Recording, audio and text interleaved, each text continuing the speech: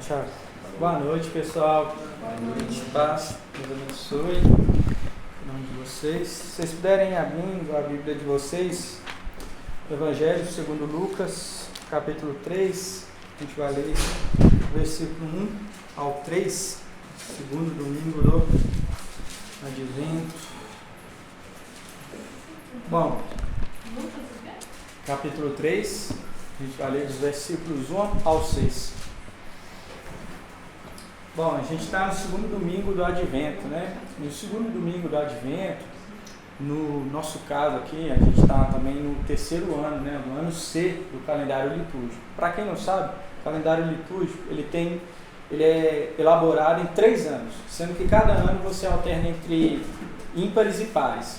Nós nos encontramos no ano C ímpar. Então, os textos que são utilizados são um grupo específico de textos. E principalmente o Evangelho, que é focado principalmente no domingo, é o Evangelho de Lucas nesse ano. Então, você acaba usando no calendário litúrgico, nos domingos principalmente, o Evangelho de Lucas. Por isso, a escolha do texto de hoje. Por quê? Porque no segundo domingo do Advento, a gente tem um tema específico a ser tratado, que é o arrependimento. E é sobre isso que nós vamos falar hoje. A mensagem que João Batista comunicou ao povo de Israel naquele tempo e que vale para nós ainda hoje. Então vamos ler o texto então, para a gente poder se situar. Diz assim, Lucas capítulo 3, versículo 1. No 15º ano do reinado de Tibério César, sendo Pôncio Pilatos governador da Judéia, Herodes tetrarca da Galileia, seu irmão Filipe tetrarca da região da Itureia, e Traconites e Lisânias tetrarca de Abilene, sendo sumos sacerdotes Anás e Caifás, a palavra de Deus veio a João, filho de Zacarias, no deserto. Ele percorreu toda a região nas imediações do rio Jordão, pregando batismo de arrependimento para a remissão de pecados. Conforme está escrito no livro das palavras do profeta Isaías, voz do que clama no deserto, preparem o caminho do Senhor, endireitem as suas veredas, todos os vales serão aterrados, e todos os montes e colinas serão nivelados, os caminhos tortuosos serão retificados, e as estradas irregulares serão aplanadas, e toda a humanidade verá a salvação que vem de Deus. Amém. Oremos. Senhor Deus e Pai, essa é a Tua palavra, nós a lemos, Deus. Agora também te pedimos que o Senhor fale aos nossos corações, fale às nossas mentes, que o Senhor possa tocar em nossas vidas, nos transformar nessa noite, Pai. Que essa mensagem venha encontrar no nosso coração uma terra fértil e que apesar de mim que estou aqui comunicando, Pai, o Senhor fale e faça segundo a Tua vontade, segundo o Teu querer, Pai. É o que eu te peço no nome do Seu Filho Jesus e agradeço. Amém. Gente, quem aqui não conhece a Liga da Justiça? Tem alguém que não conhece a Liga da Justiça? A Dani? Não conhece, mas é fácil, é tranquilo. A Liga da Justiça é uma liga criada por super-heróis que tem Superman, Batman, Flash, Lanterna Verde, Mulher Maravilha, né, vários super-heróis.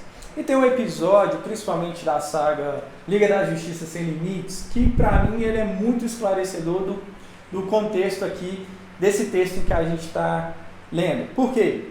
Nesse episódio, a Mulher Gavião, que é também um dos membros da Liga da Justiça, ela traz para o planeta Terra seus conterrâneos, né? os outros seres do planeta dela. E aí ela traz eles com a história de que está vindo um grande inimigo e que esse inimigo vai destruir a Terra, então é preciso criar ali uma tecnologia que vai proteger a Terra toda e tal. E aí, quando eles conseguirem desenvolver essa tecnologia, eles vão conseguir vencer esse inimigo. Só que todo esse discurso dela e desse povo, na verdade, esconde um plano que diz respeito ao interesse deles. Eles desejavam destruir um planeta que é inimigo do planeta deles e estavam usando a Terra, mas alguns outros planetas para esse objetivo. Só que essa arma que eles estavam criando, que ligava vários planetas, ela destruiria os planetas que seriam utilizados nesse processo. Então, no final das contas, eles estavam querendo destruir um outro inimigo e iriam destruir a terra no meio do processo. Só que nisso, toda a humanidade e os outros heróis da Liga da Justiça acreditam no discurso deles e se envolvem naquele projeto de criar aquela arma que seria um escudo, né, para proteger a terra. Ou seja, eles são enganados e são levados por aquela situação a realizar a vontade de outros, que na verdade não tinha nada a ver com o interesse deles, nada a ver com a proteção deles, muito pelo contrário, tinha o interesse de prejudicá-los. E veja, quando Lucas aqui nos relata que era o 15º ano do reinado de Tibério César, que o Pôncio Pilatos era o governador, né?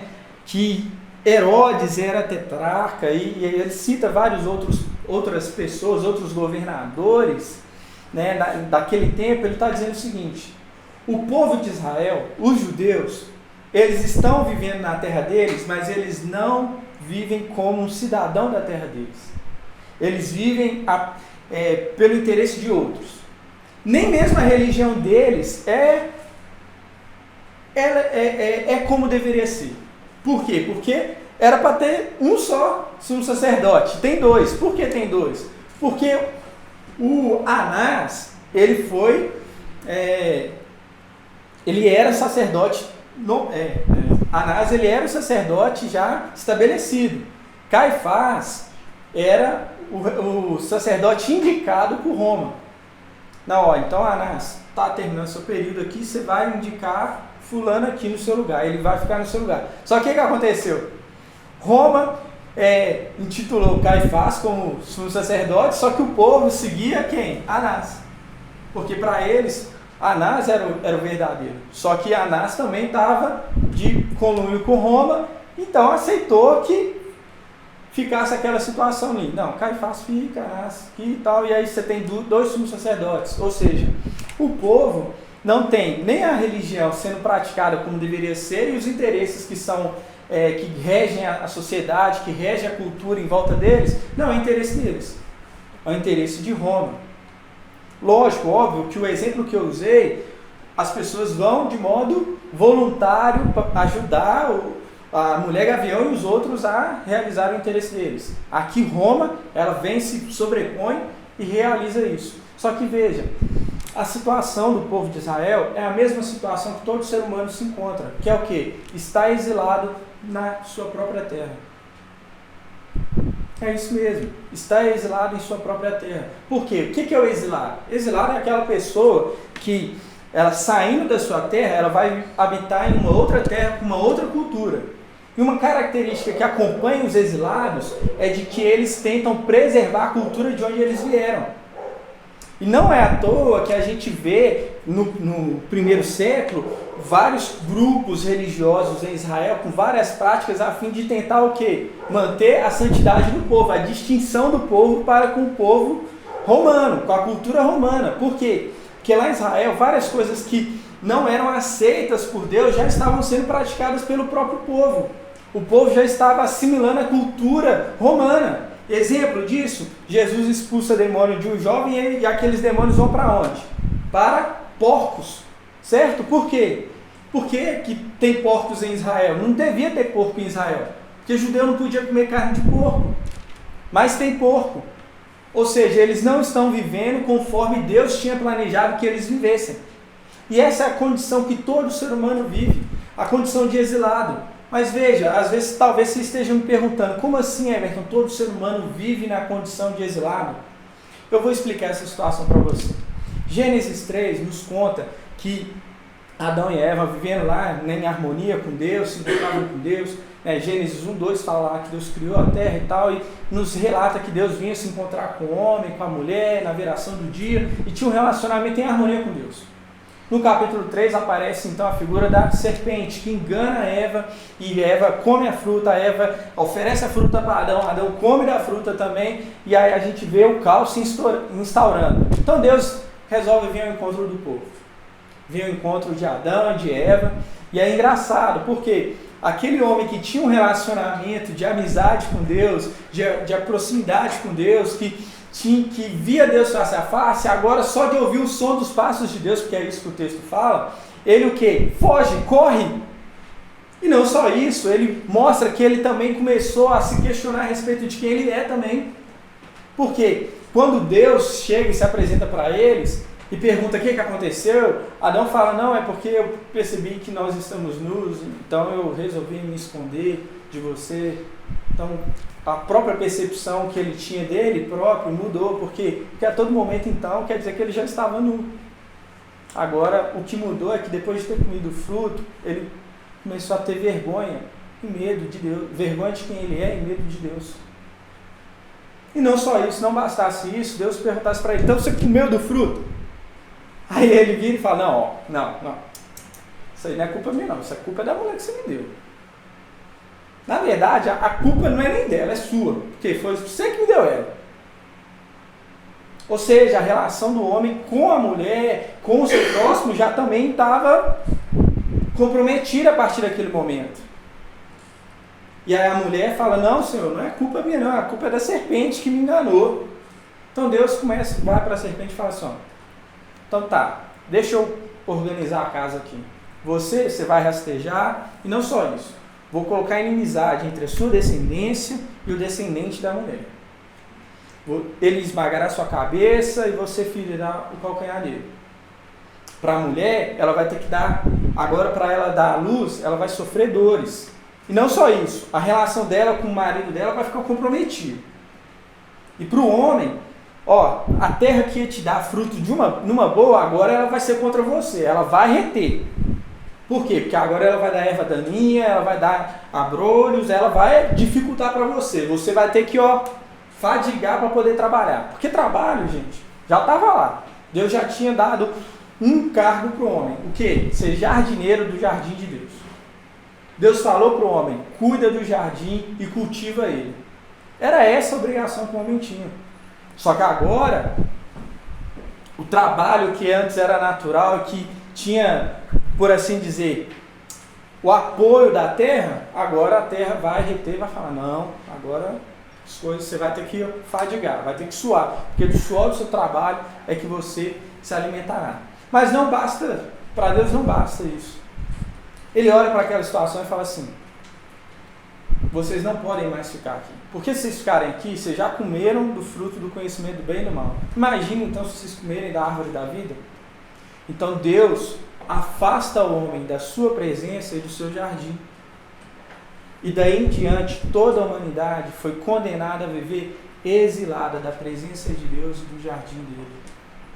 Esse é o exílio que todos nós compartilhamos como humanidade. Estamos naturalmente afastados da presença de Deus e do seu jardim. Então veja, é mais ou menos a situação do povo de Israel. E não à toa a história de Israel se repete esse ciclo de que vocês me obedecem, prosperam como nação, só que aí começa a desobedecer, começa a entrar em pecado, vem o inimigo, toma conta do povo, vocês são exilados, vocês são dominados por aquele povo, daqui a pouco se arrependem, Deus restaura Israel. E é isso, por quê? Porque a todo momento o homem está reproduzindo ou revivendo, de certo modo, a relação que ele teve com Deus no Éden, de rejeitar a Deus, rejeitar a orientação e a palavra de Deus, a fim de cair nos enganos dessa vida. Então Israel aqui, mesmo estando na terra, habitando a terra prometida, ainda assim era um povo exilado. Isso nos mostra o quê? Que Israel estava afastado de Deus. Israel não estava obedecendo e buscando a Deus como deveria buscar.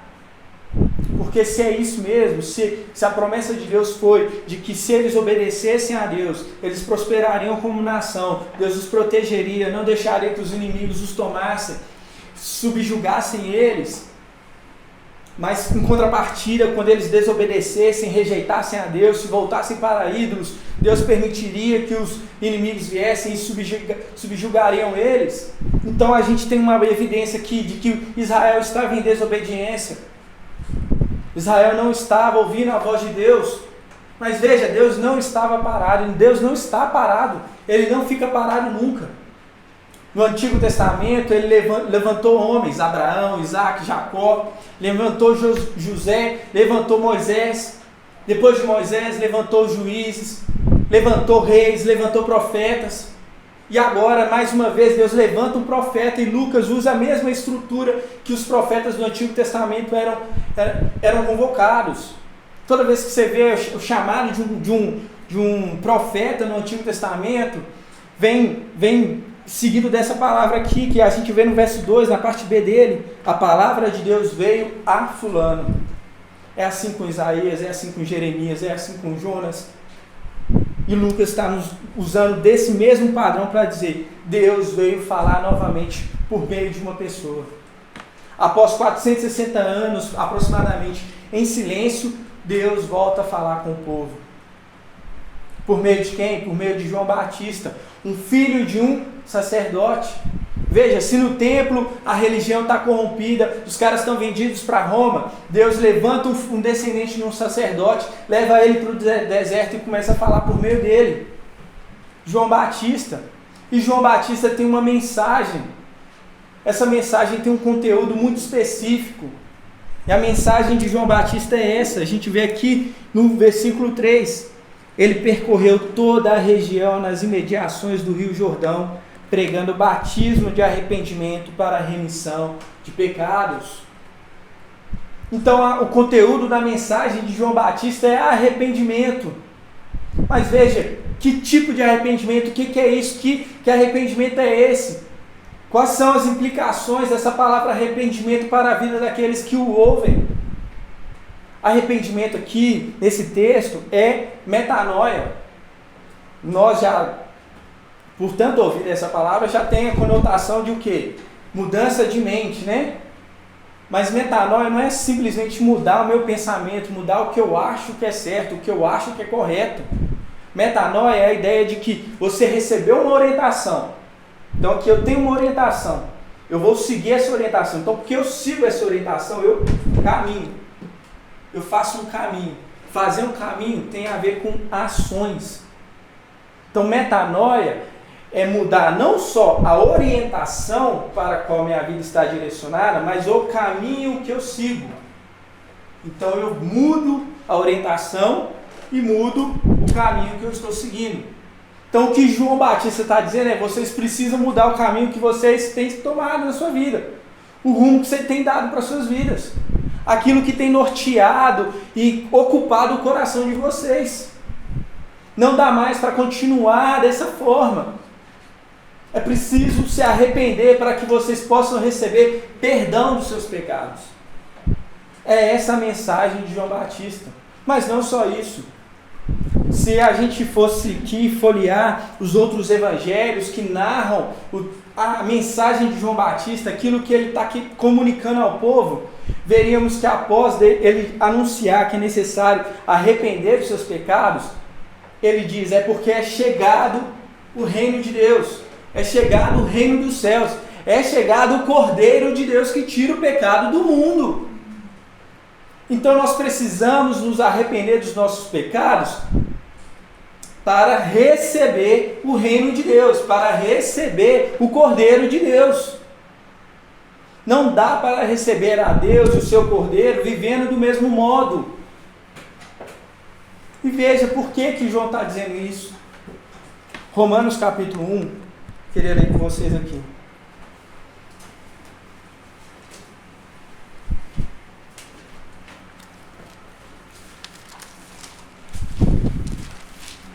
Vocês também, né? Tá todo mundo... Romanos capítulo 1, a gente vai ler a partir do verso... A gente vai ler o verso 18 e vai pular depois para o 24.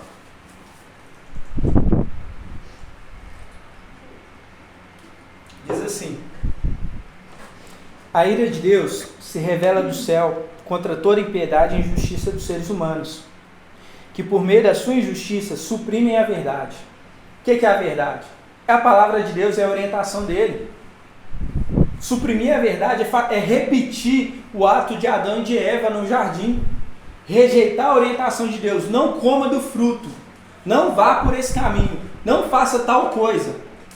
Essa é a verdade. O engano e a mentira são as palavras da serpente.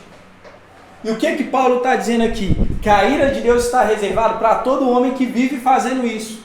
Suprimir a vontade de Deus, suprimir a palavra de Deus, rejeitando a orientação que Deus dá e se voltando para o quê? Para o engano, para a mentira. E Paulo vai dizer que Deus entregou essas pessoas aos desejos do coração, a uma mente deplorável, e vai aqui no verso 24 dizer o seguinte: Deus os entregou à impureza pelos desejos do coração deles para desonrarem o seu corpo entre si. Eles trocaram a verdade de Deus pela mentira, adorando e servindo a criatura em lugar do Criador, o qual é bendito para sempre. Amém. Por causa disso, Deus os entregou às paixões vergonhosas, porque até as mulheres trocaram o modo natural das relações íntimas por outro. Trocaram a natureza.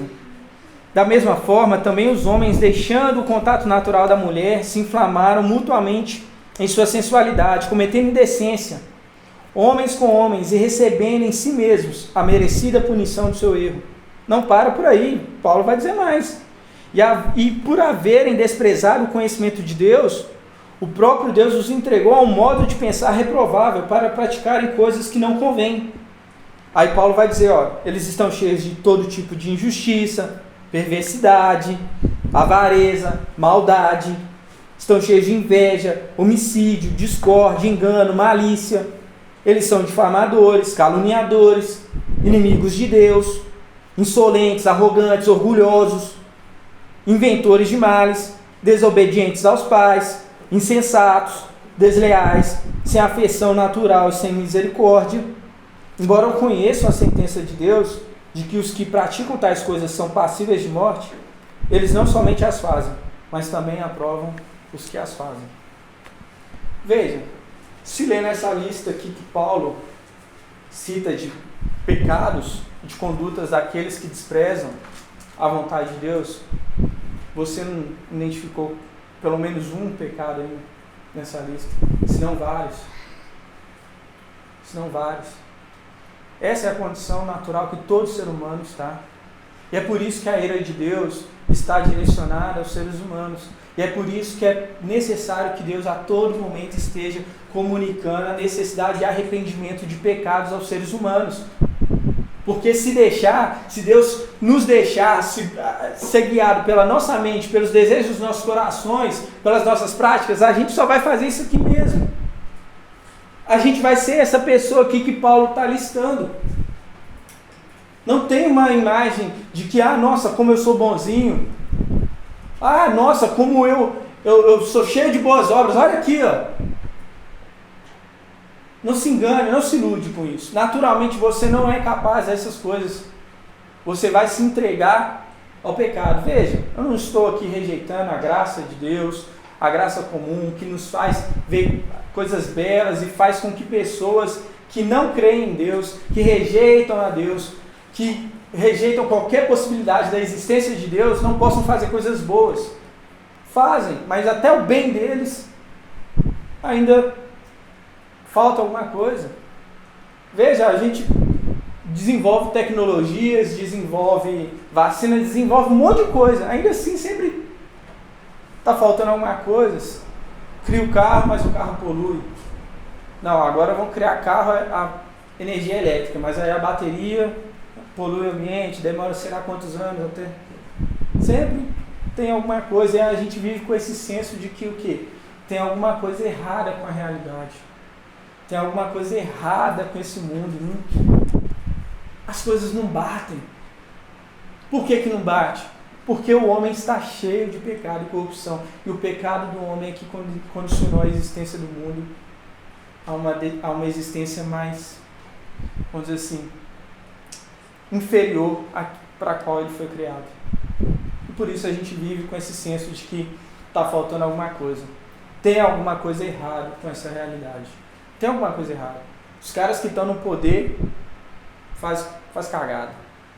Os líderes religiosos se venderam e fazem qualquer outra coisa de menos comunicar a vontade de Deus. tem alguma coisa errada com a nossa realidade. Tem sim. É que a humanidade está afastada de Deus e do seu jardim. É preciso voltar. E para voltar é preciso se arrepender. E aí João, voltando aqui para Lucas. João, ele se vale das palavras do profeta Isaías para dar o conteúdo da sua mensagem, desse arrependimento, dizer o que é necessário ser feito. No verso 4, a gente vê aí, conforme está escrito no livro das palavras do profeta Isaías, voz do que clama no deserto, preparem o caminho do Senhor, endireitem as suas veredas, todos os vales serão aterrados, e todos os montes e colinas serão nivelados, os caminhos tortuosos serão retificados, e as estradas irregulares serão aplanadas, e toda a humanidade verá a salvação que vem de Deus.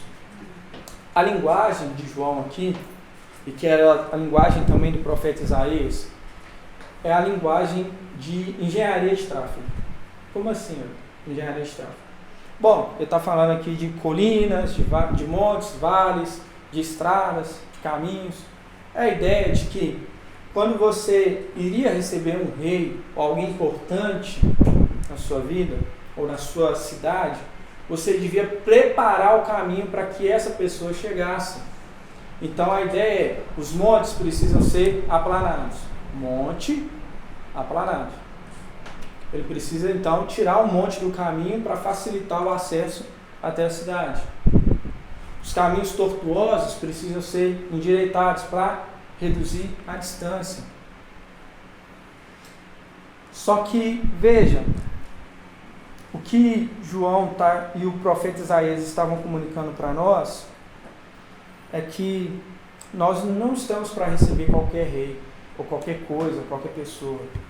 Endireitar o caminho aqui não é ficar na expectativa de que, bom, eu vou preparar o terreno, né? Vou preparar essa casa, vou arrumar essa casa, a casa é sua, você entra nela. Não, não é isso. A linguagem não é isso. A ideia não é essa. A ideia de preparar o caminho é porque o rei já anunciou que ele está vindo. E não só isso. Esse rei não é qualquer rei. Ele é o próprio Deus. E ele está vindo ao nosso encontro com perdão nas mãos. Como assim, Everton? Perdão nas mãos? Vamos ler lá. Esse texto aqui que João cita é Isaías 40. Ele está num bloco que vai do verso 1 ao verso 11.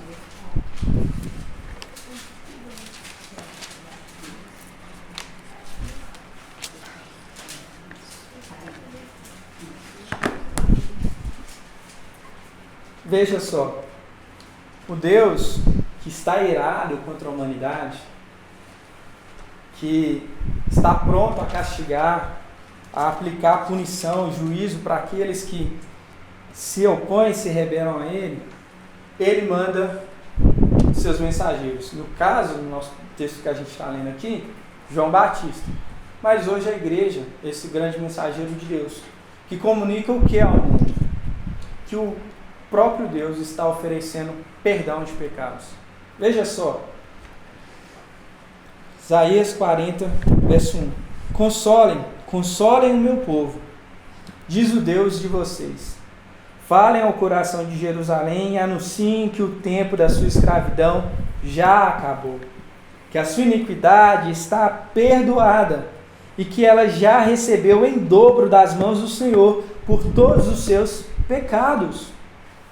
Uma voz clama, no deserto preparem o caminho do Senhor, no ermo façam uma estrada reta para o nosso Deus. Todos os vales serão levantados e todos os montes e colinas serão rebaixados. O que é tortuoso será retificado e os lugares ásperos serão aplanados. A glória do Senhor se manifestará e toda a humanidade verá, pois a boca do Senhor o diz.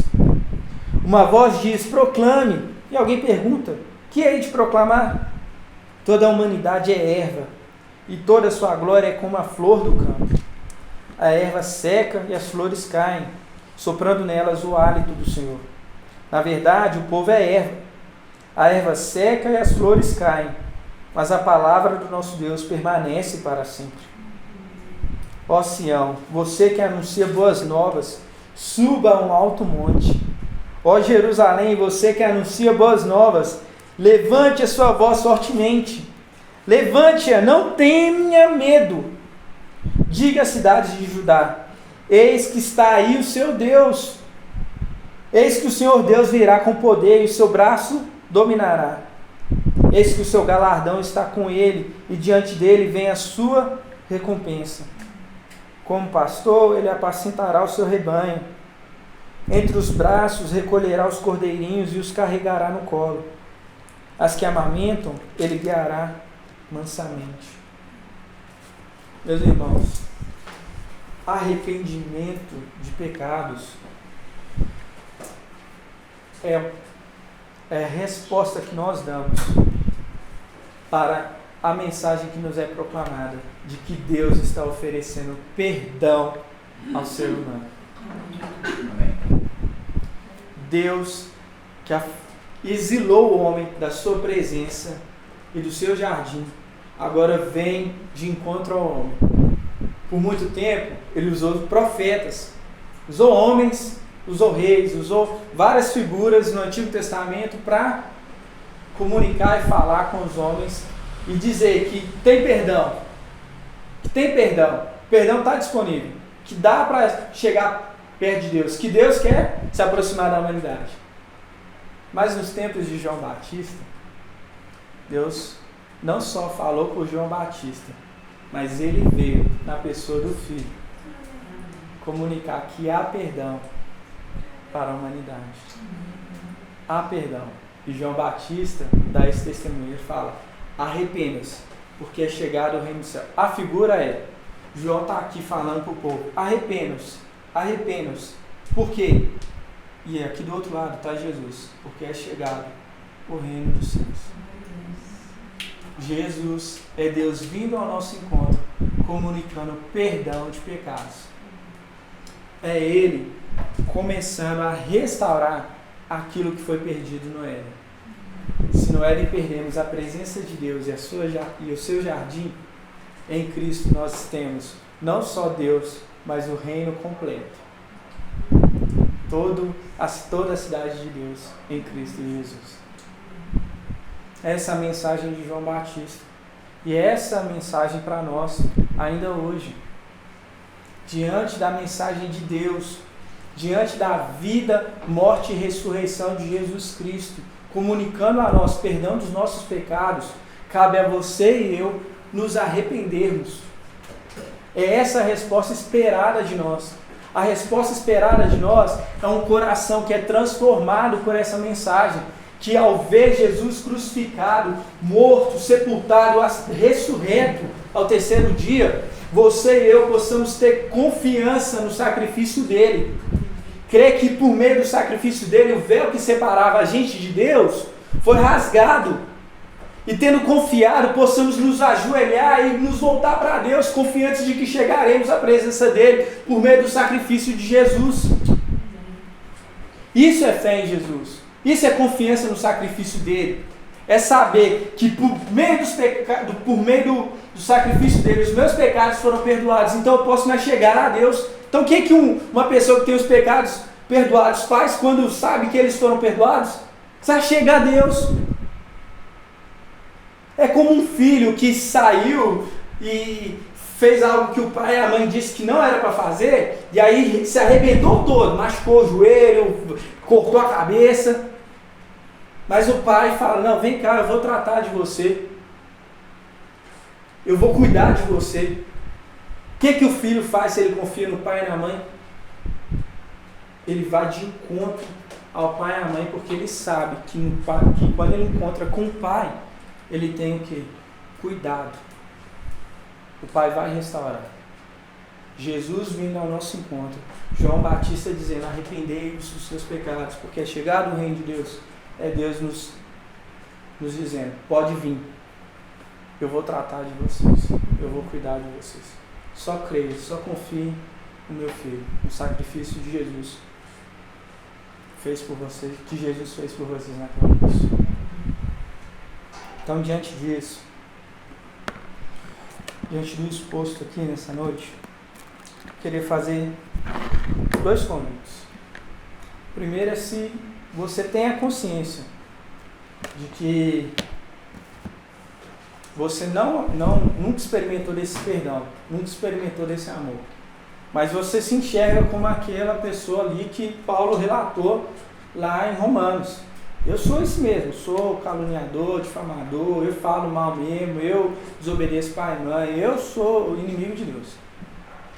E não só isso, eu aplaudo quem faz isso também. Eu tenho prazer em ver gente agindo mal. Eu gosto. Se você é essa pessoa, eu te convido a se arrepender dos seus pecados hoje. A se colocar diante de Deus, falar, realmente eu sou isso sim. Mas hoje eu vi que por meio do seu Filho Jesus, o Senhor me concede perdão. O Senhor é um Deus que sim, tem juízo reservado, preparado para aqueles que permanecem em desobediência. Mas que o Senhor também oferece perdão para aqueles que se arrependem dos seus maus caminhos e creem no seu Filho Jesus. Se você é essa pessoa que entende que você viveu em função dos seus pecados, mas hoje resolve crer no Senhor Jesus Cristo, não resista, mas antes entregue sua vida a Ele. Mude seus caminhos, arrependa-se. Mude a direção que você tem levado sua vida e vá por outro caminho. Mas agora, talvez você seja uma pessoa que já passou por isso. Já teve essa consciência de que você estava indo para o abismo, mas Deus veio lá e te resgatou e te ofereceu perdão. Mas ainda assim,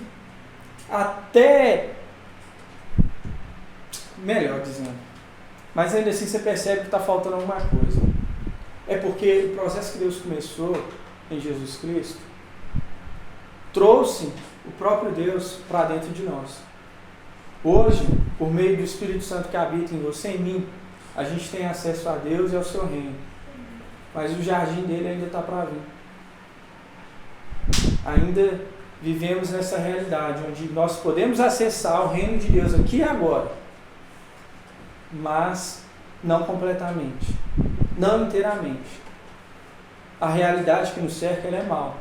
Por isso nós somos tentados. E por vezes nós caímos em tentação mesmo. Voltamos a pecar. Agimos como alguém que não tem compreensão de que foi perdoado. Isso é normal nesse processo. Porque a nossa caminhada é uma caminhada que vai culminar quando o jardim de Deus vier ao nosso encontro. A Jerusalém celestial descer e se unir a essa terra, essa realidade, restaurar todas as outras coisas. Então, para você que tem essa compreensão, que entende, que tem a certeza da habitação do Espírito Santo em você, eu te convoco a permanecer fiel, a continuar se arrependendo dos seus pecados. Paul Washer fala que a vida do cristão é um contínuo arrependimento. Arrependimento atrás de arrependimento. É uma compreensão cada vez mais clara de quem Deus é, da sua vontade, do seu reino e da nossa inadequação. Mas cada vez mais confiando na cruz de Cristo e deixando que a cruz de Cristo, que o Espírito Santo nos transforme e nos molde à imagem e semelhança de Jesus. Até que Cristo venha definitivamente estabeleça aqui nessa terra o seu reino.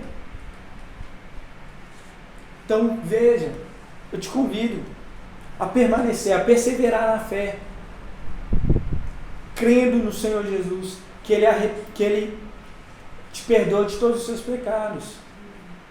Então mesmo que você venha cair, mesmo que você já tenha experimentado o perdão de Deus e volte a cair, volte a fraquejar na fé, volte-se para o Pai, porque Ele é Pai.